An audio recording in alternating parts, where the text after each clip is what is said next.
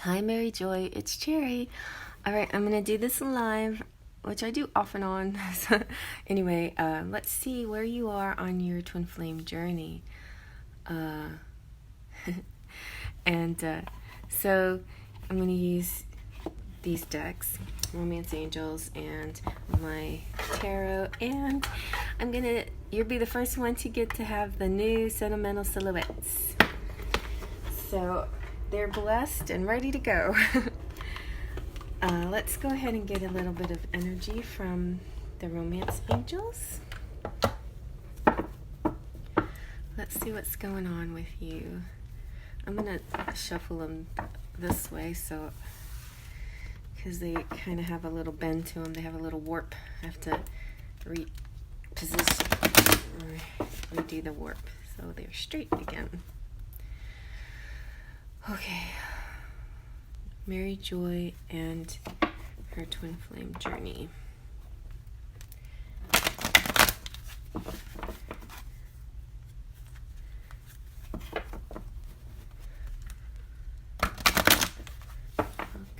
let's see. Where is Mary Joy on her twin flame journey? Oh, are you guys back at flirting again? He might come around and extend some lighthearted energy to you. So, or you might want to do that for him because, maybe that's what's needed, just some kind of playful thing going on. So I'm going to move these guys over here.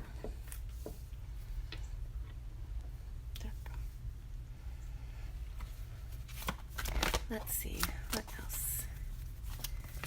Whee!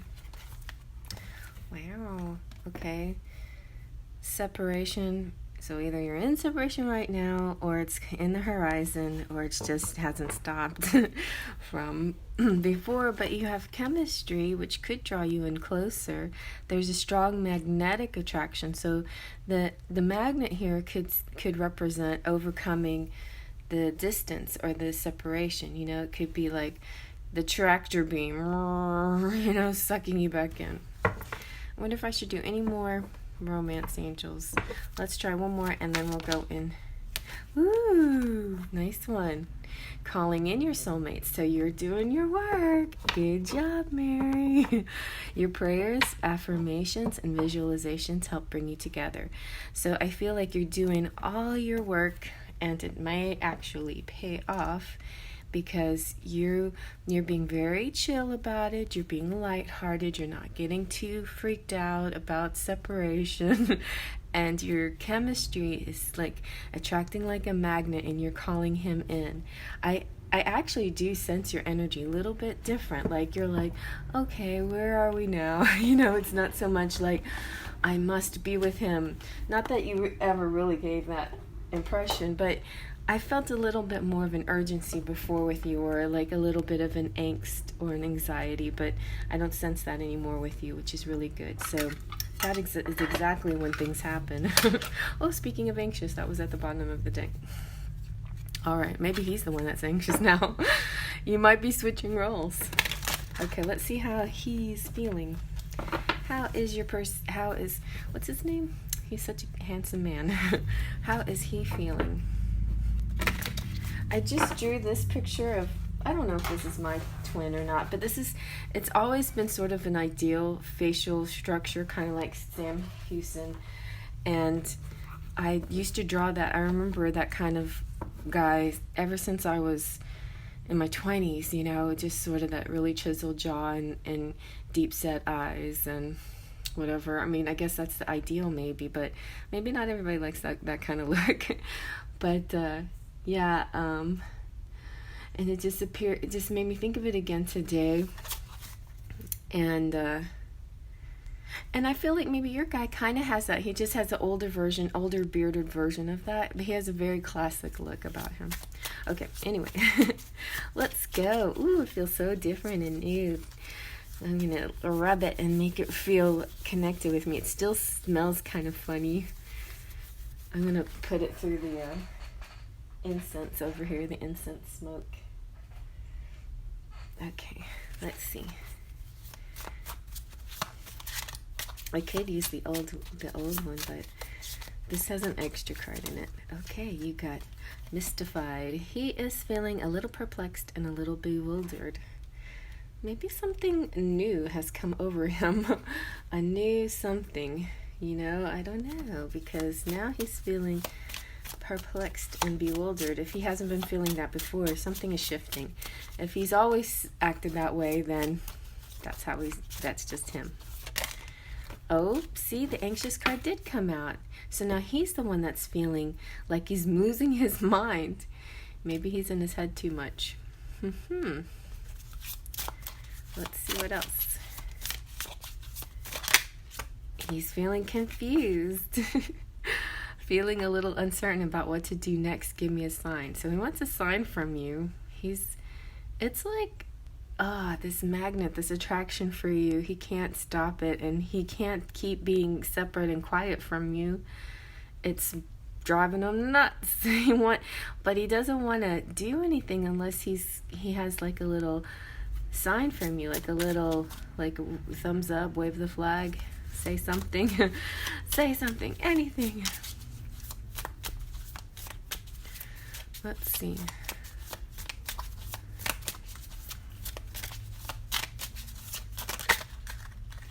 See what you got. What's this one? Ooh, see?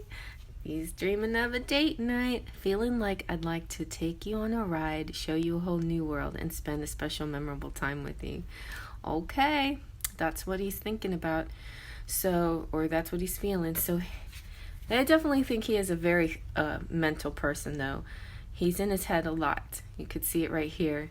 And that's why it's hard to grasp the intuitive part.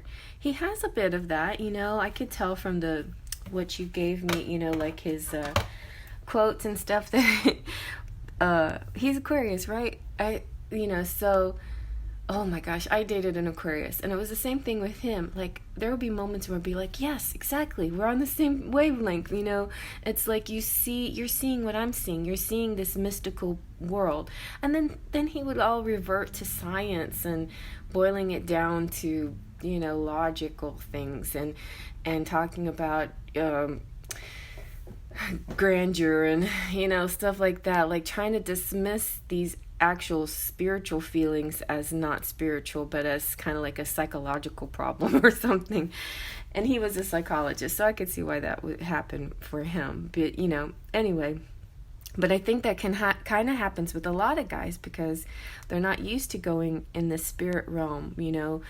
Even if they're religious, their religion, so a lot of times is just rule following and not so much an actual close connection with their higher being. All right, so let's see if he has any messages for you. Let's just put these over here.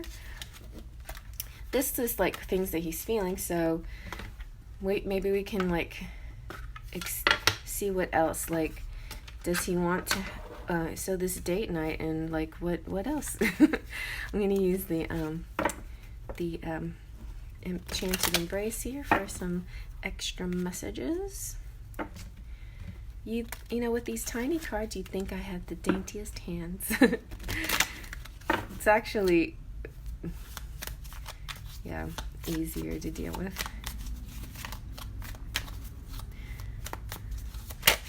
Whoa, you got, I could get lost in your eyes. See, he likes you. He likes you.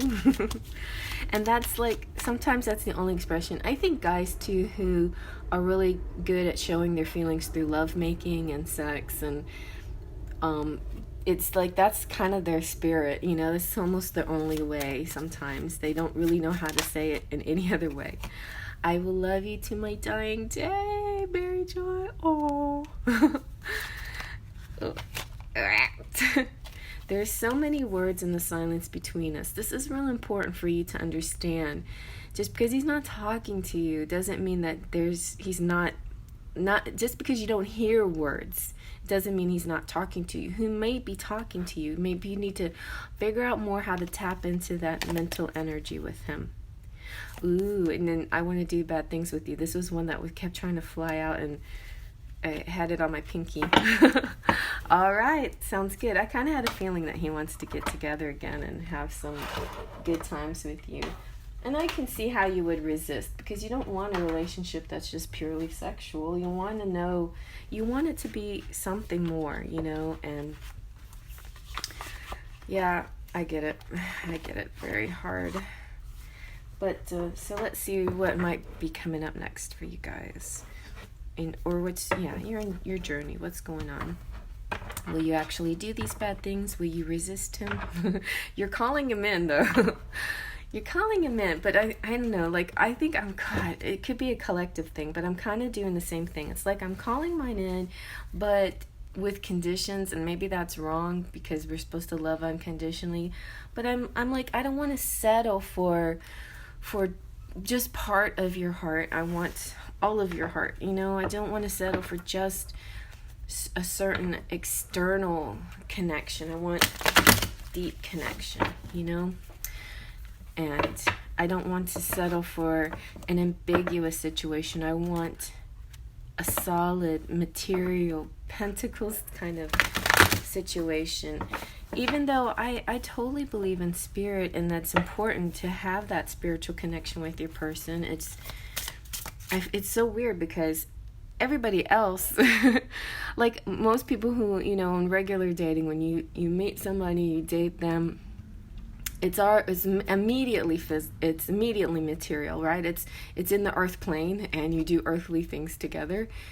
Those people, like when I was married, I was constantly longing for a spiritual connection with my husband that I didn't have. Like, I could not feel connected to him spiritually. Every once in a while there was a little glimmer of it, We would have like nostalgic moments that were comfortable, that I grasped onto and held onto, because that was like the only real happy feeling I could get with him, other than the material, than, like the mundane, like cleaning up the house and doing the chores and doing our errands and then having sex at the end of the day, like those kind of rituals and stuff, and the mundane and the 3D is what kept me going. But I wanted more, honestly. And so it's like now the reverse with the twin flame. The twin flame, you have this amazing spiritual connection and an intense sexual passion, but yet you want it to be grounded and stable, more like a traditional relationships. Like, can we ever be happy? I don't know. But I think we can have it all. I think we're allowed to ask for it all and have it all. All right, let's see. What is your story? What's going on?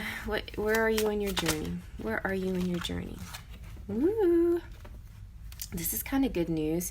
The Chariot, it's kind of like swooping you off your feet, like Hades coming to get his Persephone and take her down to hell. No, but Chariot is triumphant. It's good. It's good. You just been patiently waiting, doing your manifesting, being a good girl, and it's all it is up to the fates. It's like the Wheel of Fortune is the final master here. It's timing, it's karma, it's what comes up goes down. It's as above, so below. Like a lot of those good vibes with the wheel. The wheel in general, like whenever it comes out, it means yay, luck. Like you won the lottery or something. But it also can represent if you haven't been putting out good energies, it could be like karma comes to bite you in the butt. But I feel like I see that you've been doing your job. You've been doing the good vibes here. So I'm going to read to you from my book that I made, just like some more adjectives to see if anything else jumps out for the Chariot.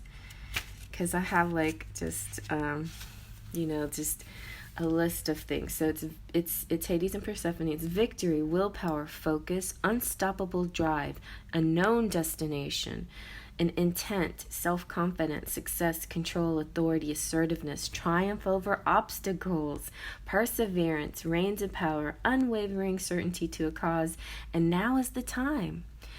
The way this also represents Cancer, and the way Cancers move is like side to side. So sometimes hard to see the progress when the movement is side to side like that. But it's a side to side that's gradually going forward, It's about taking action and travel possibly too, because the Chariot's flying in the sky. And it's also moving fast. It's like something quick happening. Of all the cards, besides wands, the Eight of Wands is quick and the Chariot is quick. So some quick action. And all the knights kind of have a quick energy to him, except the Pentacles. He's kind of slow and steady. But yeah, so something soon might be changing. The Three of Wands is saying, it's the waiting lady. It's the lady in waiting. So opportunity, waiting, patience, expectation, brainstorming, daydreaming, ideas, foresight, sustained vision, manifesting, the long view, planning, new horizons, exploration, rewards of investment, which is good. Like this investment of your manifestation abilities hasn't been gone for naught. Something's going to occur from it. Rewards and foresight and visionary. And then the wheel, where it lands, we don't know exactly. I feel like the universe is saying not exactly sure where it's going to land, but in a general sense, it's going to be you are assured good fortune. This is Isabella in the pot of basil.